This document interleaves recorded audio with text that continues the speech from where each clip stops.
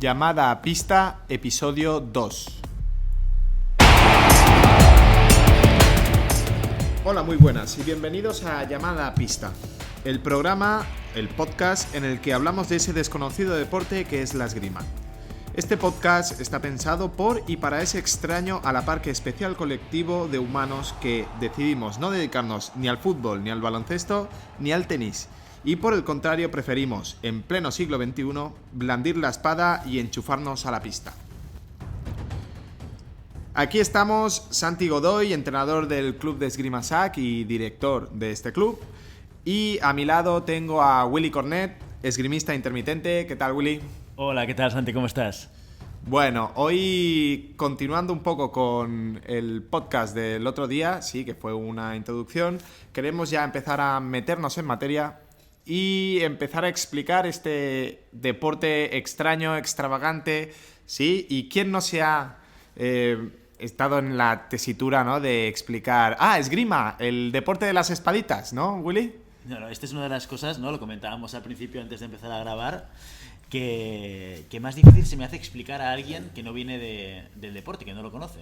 Porque lo comentábamos en el primer episodio, que al final la esgrima es como 3 deportes en uno, ¿no? Es un 3 en 1. Y cuando alguien te pregunta, oye, ¿y esto de la esgrima de qué va?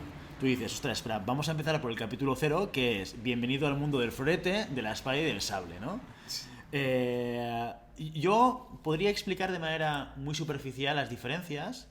Yo, como explicaba el otro día, vengo de haber iniciado la esgrima desde el florete y luego me he dedicado la gran mayor parte de mi vida esgrimística a la espada. Y una de las preguntas que yo me hacía es, ¿hay alguna razón por la cual empieces en un arma o empieces en otra? ¿O esto es aleatorio? Entras por la puerta de una sala y dices, oye, aquí nos dedicamos a la espada, bienvenido a un club de espada. Bueno, en principio, al principio de todo, sí, cuando ha empezado la esgrima a considerarse más deporte que arte de matar, ¿no? Porque al final tenemos que saber que los duelos existían y que la esgrima de punta viene de aquellos maravillosos años donde tú podías solucionar tus problemas a base de mandoblazos, ¿no? Y origen en España, además. Esto es curioso porque yo no lo sabía, pero la esgrima no, ¿sí o no?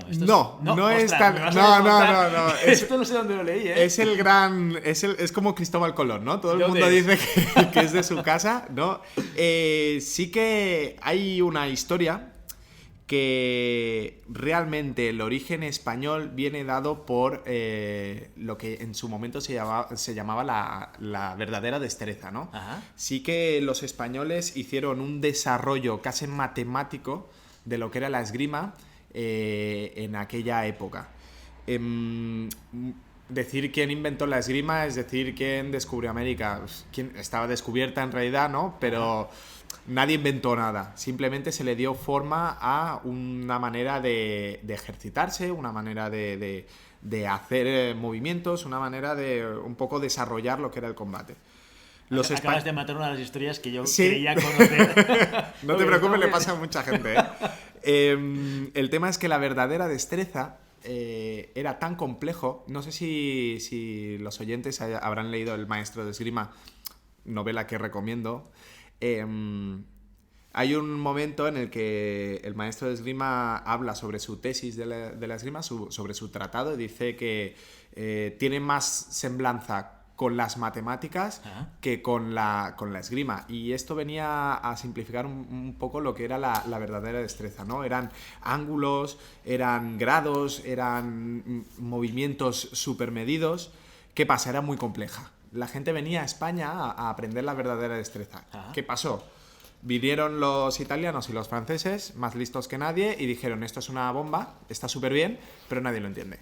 Lo que vamos a hacer es traducirlo a una manera mucho más simple y que la gente pueda entenderlo. Entonces, de ahí que empezaron a surgir grandes maestros franceses e italianos, donde caló bastante bien la esgrima, por cierto, y la verdadera destreza cayó un poco en el olvido, más que nada por su complejidad. Si hay una persona que te lo explica de manera más simple y que lo puedas entender mejor, realmente tu mercado objetivo se amplía, ¿no? O sea, el mensaje es más sencillo de entender y por tanto hay más gente que le puede interesar. Pero, perdona, porque es que te he desviado completamente del tema. Sí, perdón. Me ha parecido interesante el dato equívoco, ¿eh? Sí, pero no. hablábamos de las 3 armas, perdona. Sí, dependiendo de, lo comentábamos antes, fuera de micrófono, ¿no? Hay escuelas francesa o italiana que tienen una estructura de enseñanza mucho más medida y mucho más controlada, ¿vale? En donde cada arma tiene su nivel y cada arma tiene su utilidad. Es decir, el florete, como es un arma donde está bien medido todo, es decir, tanto la definición de ataque como la definición de defensa, como la penalización por hacer mal la acción, es un arma de base muy buena. Porque para que un niño entienda que es un ataque, que es una defensa, el mismo reglamento te lo dice.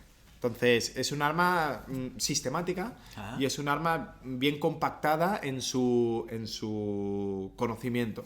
Es decir, los franceses tienen lo que se llama el sistema de blasones, ¿sí? ¿Vale? Que lo que te hace es únicamente florete, te mide las capacidades y te ordena un poco los contenidos durante toda la etapa hasta casi los 12 años.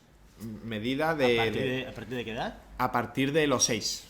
A partir de los 6 años. Entonces, o sea, tienes un sistema, ¿no? Y una vez que cumplen los 12 años, tú puedes hacer el cambio al arma que quieras, pero con la base del conocimiento que te da el florete. Y el florete es un arma de entrenamiento muy buena. Claro, sí que es verdad que el florete como que tiene aspectos, cuando comparas las 3 armas, tiene aspectos que son comunes a las otras 2 disciplinas. Correcto. Y quizás entre ellas Correcto. No tienen tantas cosas en común, ¿no? Y que ahí seguramente lo que comentábamos al principio, pues viendo a alguien haciendo el florete, puedes identificar que puede ser un mejor espadista o mejor sablista, ¿no? Sí, entendemos que el florete es un arma que bebe tanto de la convención como la punta.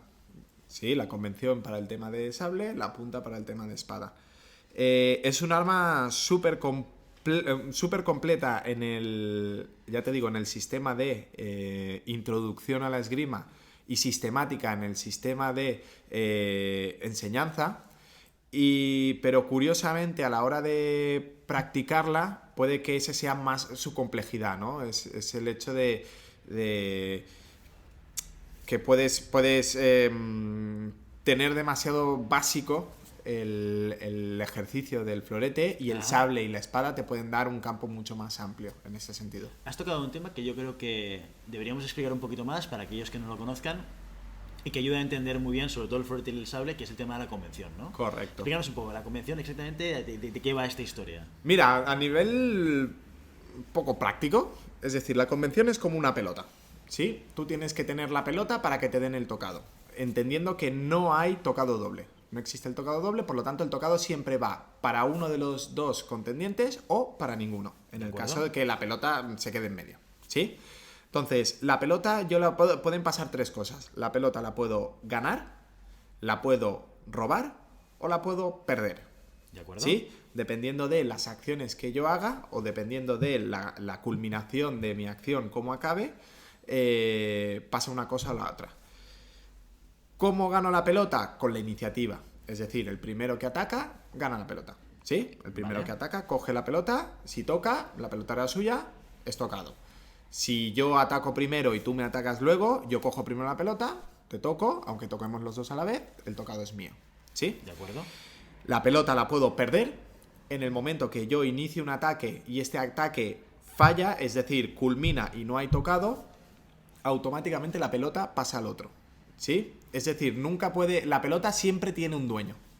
Siempre tiene la iniciativa o siempre tiene la prioridad de la acción uno de los 2 contrincantes. ¿De acuerdo? ¿Sí? Si la pierdo, automáticamente pasa a ti. En el caso de que tú me toques, ¿sí? La pelota la tenías tú, el tocado es tuyo. Y también la puedo robar en el momento que yo ejecuto una acción defensiva, ¿vale?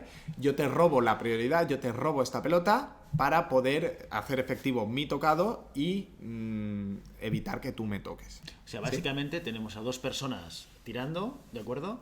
Que aquella que inicia la acción de ataque, corrígeme si me equivoco, sí, correcto. O sea, aquella que inicia la acción de ataque tiene el derecho de tocado. Correcto. Siempre que haya alguien con la iniciativa, que siempre tiene que haber uno de los 2, en caso de tocado doble, el tocado va para el que tiene la iniciativa. Y la iniciativa se tiene de 3 maneras. O bien porque yo inicio el ataque y lo consigo, o bien porque yo robo la iniciativa de mi contrincante o bien porque mi contrincante me la roba a mí. Correcto. ¿No? Sería un poco... Correcto. ¿Y qué es lo que pasa con aquellas acciones que no son tan evidentes? ¿No? Porque entiendo que, por ejemplo, una acción de robo podría ser una parada, ¿no? Tú Claro, me atacas, ¿no? Yo tengo una parada que podría ser una acción de robo, pero tú reaccionas a esa acción de robo y me tocas. O tocamos simultáneamente los dos, ¿no? El tema es que la acción, la figura de... Aquí entramos en otro ámbito, que es la figura del árbitro, ¿sí?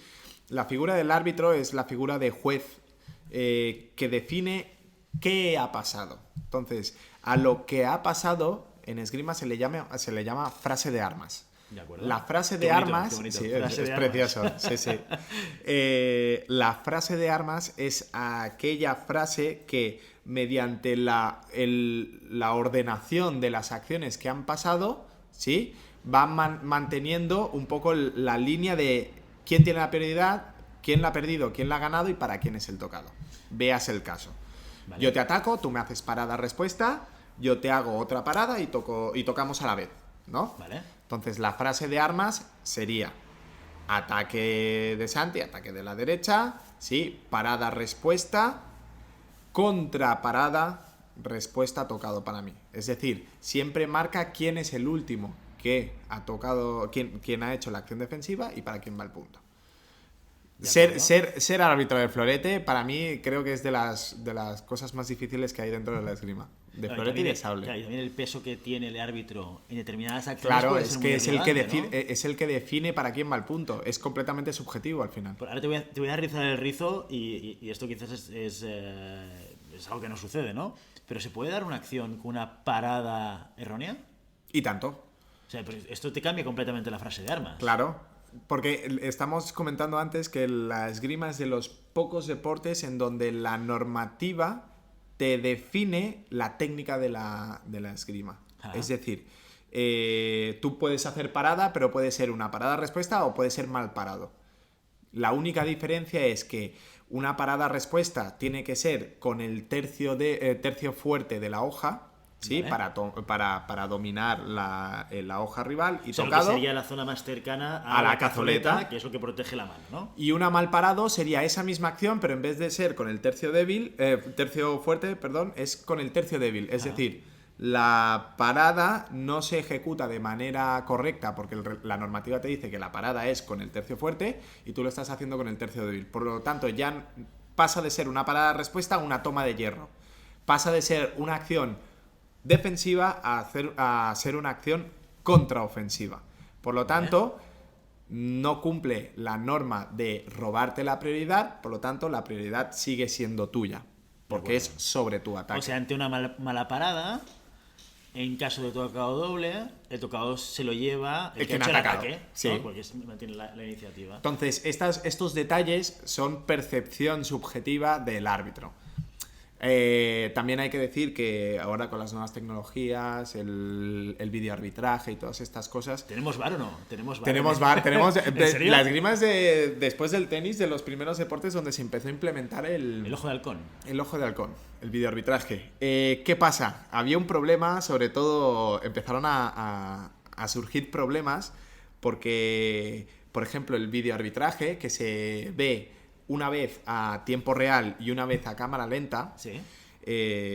Ya hablaremos de los tiempos de esgrima, pero a cámara lenta existen más tiempos de esgrima de lo que puede ver el ojo real. Claro. Por lo tanto, la acción que pueda ver el ojo humano siempre será más sesgada que lo que pueda ver el ojo humano a ralentizado. O sea, ¿no? Incluso la frase de armas será más compleja, más rica. Quizás, la frase de armas será más compleja y donde yo puedo ver ataque, porque inicio con la mano y salgo con las piernas, veo el videoarbitraje y es ataque sobre la preparación del otro, porque mis piernas salen primero y mi brazo sale tarde. Claro. Entonces, al principio sí que había esta poca depuración de la técnica, que ahora se ha depurado más, precisamente para que en estos momentos del videoarbitraje sea aún más claro y no te perjudique a ti el hecho de pedir el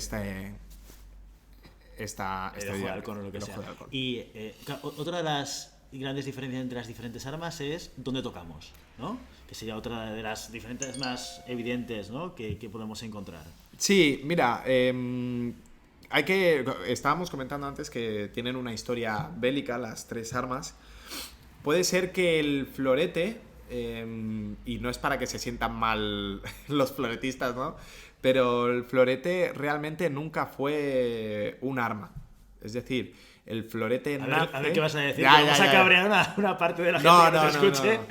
Eso es simplemente historia, ¿eh? No. Antiguamente solo había espada y sable, ¿no? Cuando practicaban, se practicaba con espadín, que era la espada más pequeña de entreno. ¿Qué pasa? El florete es una adaptación a la práctica de la esgrima. Es decir, es un arma de sala. Al igual que la espada sí que era un arma pensada para la guerra, para el combate real, el florete era un arma pensada por y para la gente que practicaba este deporte, ¿sí? ¿De acuerdo? Más ligera.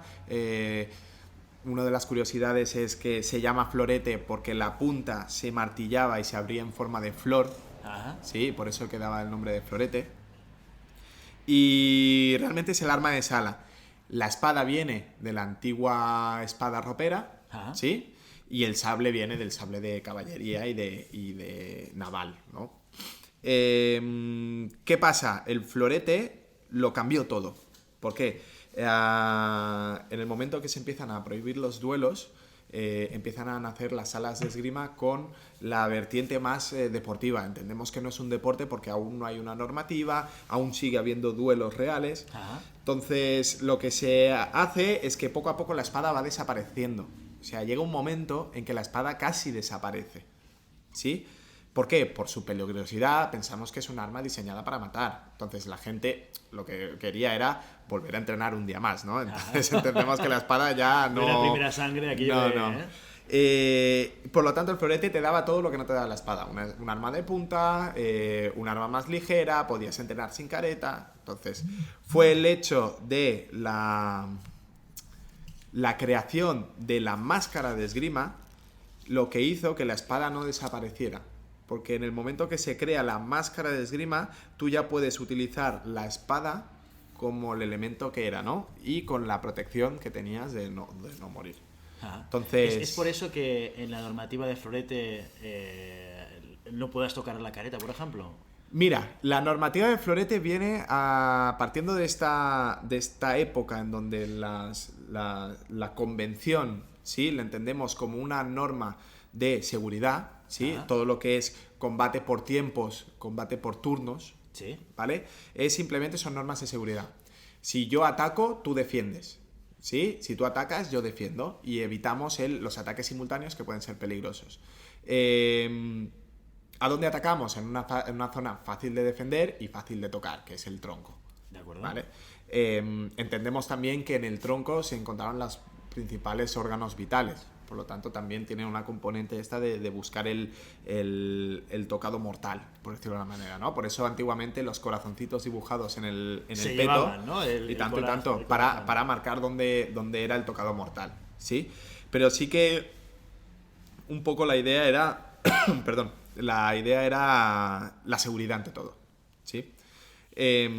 Obviamente cuando tú hacías un duelo a espada era primera sangre y era donde sangraras, ¿vale? Entonces sí que la espada tenía esta componente de peligrosidad que el florete la erradicó. Y tenemos que dar gracias que existió el florete, porque si no la esgrima de punta hubiera desaparecido. Entonces ocupó un lugar muy importante en la historia, sobre todo en la historia deportiva. Entonces, y el sable el sable siempre ha estado presente porque es el arma quizás más militarizada de todas, ¿no? El sable sí que hoy en día aún el ejército utilizan sables, ¿no? Ya de manera ceremonial, pero aún está presente.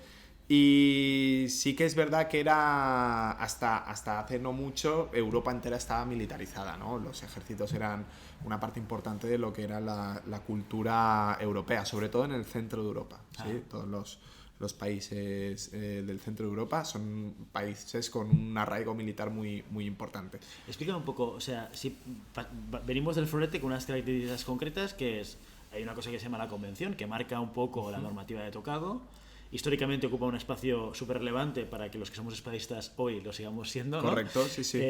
Y además es un arma de punta, el tocado solo se hace con la punta y en el pecho, ¿no? Correcto. Cuando vamos al sable, ¿qué recuperamos del florete para entender el arma en su perspectiva más deportiva? ¿Qué recuperamos del florete y qué nos vamos a encontrar en el sable también? Vale, el tema es que tú tienes que ordenar una manera, de alguna manera, un combate que era caótico, ¿no? Un duelo era caos, un duelo era sobrevivir.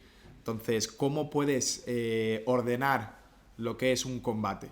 Entonces tú tenías las normas de protección del florete, se aplicaban al sable. ¿Por qué? Básicamente por la misma finalidad. Era el combate por turnos para evitar cualquier tipo de accidentes. Por tanto, bebe también de la convención. Bebe de la convención en este sentido, ¿sí? El sable es... El sable, no sé si aquí algún oyente es sablista o si los practicantes conocen algún sablista. Es una especie aparte.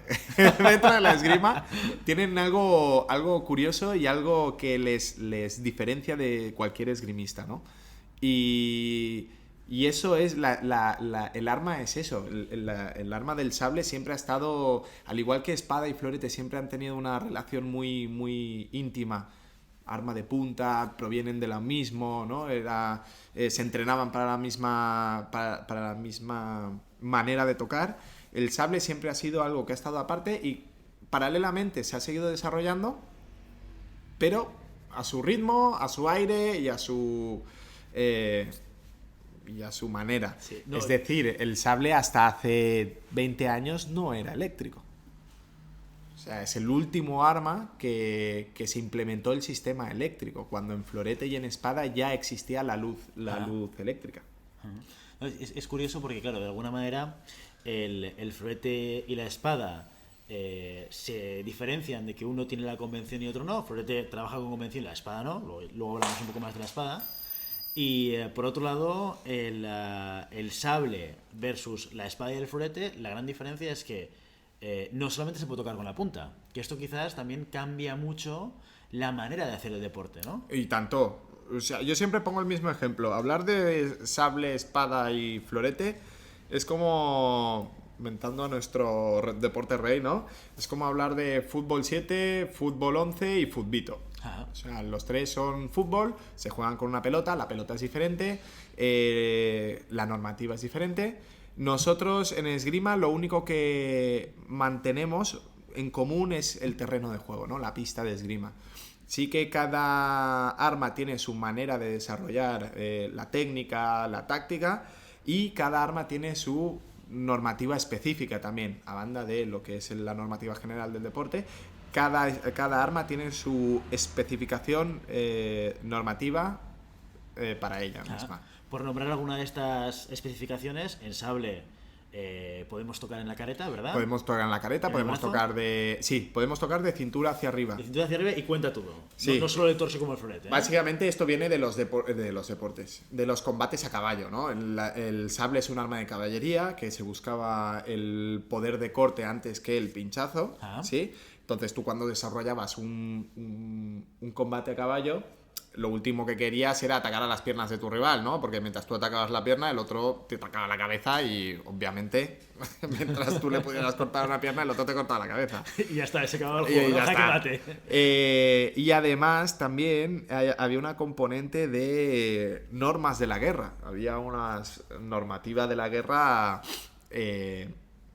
de estas absurdas, ¿no? De, por ejemplo, los generales no podían ir a pie en el terreno de batalla, ¿sí? O los que iban a caballo normalmente eran gente de poderío, no podías matar al caballo. ¿Por qué? Porque se entendía que tenía que tener un peso muy por encima de la infantería. Por lo tanto, evitabas, además de que los caballos eran un botín de guerra muy importante, ¿vale? Entonces evitabas dañar al caballo y, sobre todo...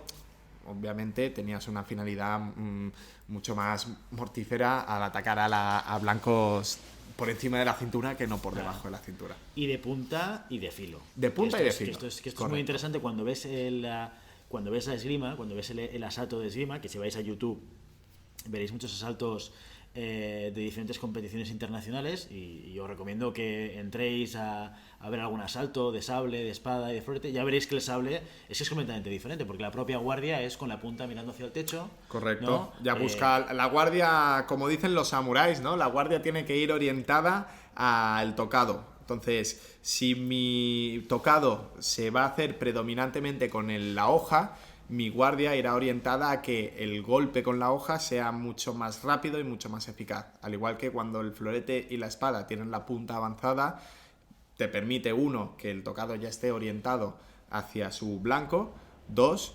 que genere un peligro táctico que impida que el otro se sienta cómodo para poder tocarte a ti.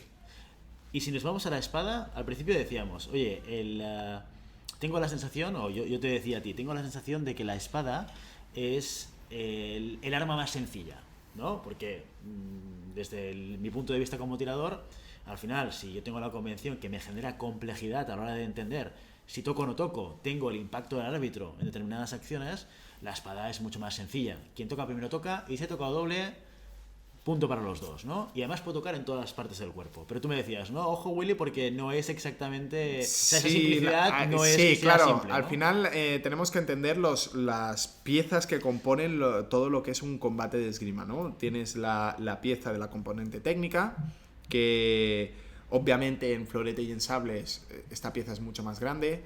Tienes la pieza de la componente táctica, ¿no?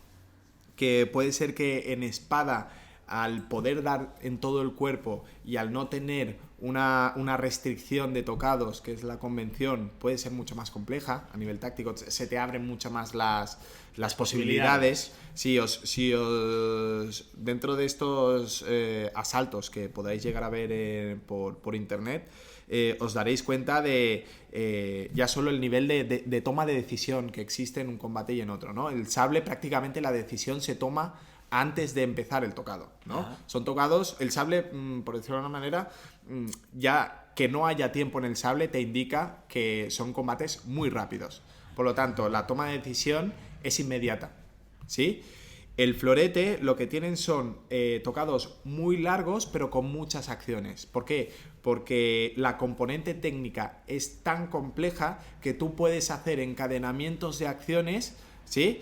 En todas las soluciones que se te pueden dar, ¿no? Es como seguir combos, ultra combos, combo simple, combo doble, ultra combo, como ¿no? cuando era Street Fighter, ¿no? Igual. Le das al botón Y la espada, lo que pasa es que al no tener una línea de trabajo como puede ser la convención, todo vale.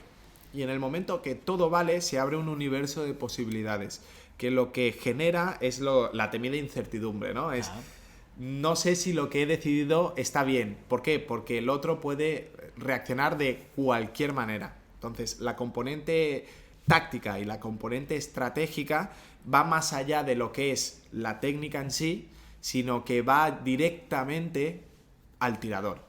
Es decir, cómo se comporta ese tirador, es ofensivo, es defensivo, pero él como persona, no como esgrimista. Entonces se te abre una componente táctica y una componente estratégica que, a mi entender y a mi parecer, no tienen las otras dos armas. Pero técnicamente es una arma mucho más simple. De acuerdo. Muy bien. No sé si No, me he liado demasiado en la explicación, pero no, es difícil de sintetizarlo porque caeríamos en un error diciendo este arma es más fácil y este arma es más difícil. Todas tienen su complejidad, todas tienen su dificultad, todas tienen sus puntos fuertes y sus puntos débiles. Hemos empezado el podcast diciendo... ¿Cómo se sabe qué arma hacer? Al principio, esto es una buena pregunta, ¿eh? Es una buena pregunta. Al final ¿no? puede ser o hay dos cosas que pueden pasar. Tú caes en un club de espada como es el mío, por ejemplo, y no te queda más remedio que hacer espada. Pero tampoco tienes nada con qué comparar. Es decir, no es que tú hagas las tres armas y decidas una, ¿no? Simplemente caes en esta y puedes desarrollar más tus capacidades o menos. Un buen esgrimista será buen espadista, buen sablista, buen floretista, ¿sí?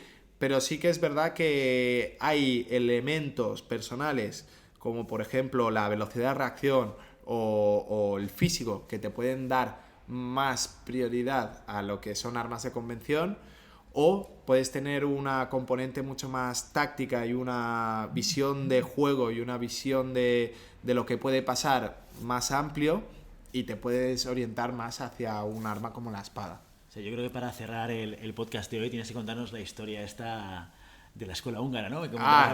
Bueno, ahí, mira, fíjate, sacando esta, y ahí os recomiendo un libro muy bueno, que es el Blandir la espada. Sí, del Cohen, Richard ¿no? Cohen. Richard ¿Sí? Cohen, sí. Y en uno de esos, del principio del capítulo, dice, si quieres ver qué tipo de esgrimista eres, si eres floretista, espadista o sablista, ponte detrás de una persona que esté practicando con un globo y hazlo explotar. Si el que se gira y hace un fondo, ¿sí? Ese será floretista. Si se gira y te va a pegar, ese es sablista. Y si se gira y se queda quieto a la espera de qué es lo que pasa, ese es espadista. Entonces, es una manera muy simple, muy clara de sintetizar todo esto, ¿no? Las condiciones y capacidades que tiene que tener cada deportista para orientarse a un arma o a la otra. Bueno, o sea que ya lo sabéis, si tenéis dudas en saber si sois espadista, floretista o sablista en naturaleza, conseguir un globo, y pedirle a alguien que os haga la prueba. Pero tiene que ser un globo muy grande, ¿eh? Si esos de agua que no se oyen, mal vamos. Nada, ¿no? Mal vamos. Bueno, pues nada, para acabar queremos invitaros a que os pongáis en contacto con nosotros y nos deis vuestra opinión, o nos digáis si queréis que hablemos de algún tema en concreto o alguna pregunta, o simplemente decir nos encanta o es un rollo patatero, ¿no? Todo está... todo vale. Todo vale. Lo podéis hacer en www.llamadapista.com/contacto. ¿Sí? Si tenéis alguna pregunta para hacernos, podéis dejarla en el formulario de contacto y lo comentaremos en el siguiente podcast. Cualquier tema que os interese, ya lo dijimos, desde nuestra humilde experiencia, sí, os daremos... Nuestra opinión personal. Os daremos... Lo comentaremos en este podcast, ¿no? Sí. Compartiremos el diferente feedback que nos vayáis dando y lo grabaremos aquí para vosotros. Y si el contenido de este podcast te gusta, no olvides de suscribirte o compartir este episodio con cualquiera en las redes sociales, ¿sí? Danos 5 estrellas en iTunes y comenta lo que quieras en iVoox, ¿sí? Estamos abiertos a cualquier consulta. Y esto nos ayuda a ganar visibilidad y a que a otras personas que le puedan interesar el tema de la esgrima, pues que le pueda llegar este podcast. Bueno, hasta aquí todo. Muchas gracias por estar allí, por vuestro tiempo, por vuestra atención y por vuestro interés en este maravilloso deporte que es la esgrima. Nos escuchamos la semana que viene. Hasta Genial. entonces. Hasta la próxima.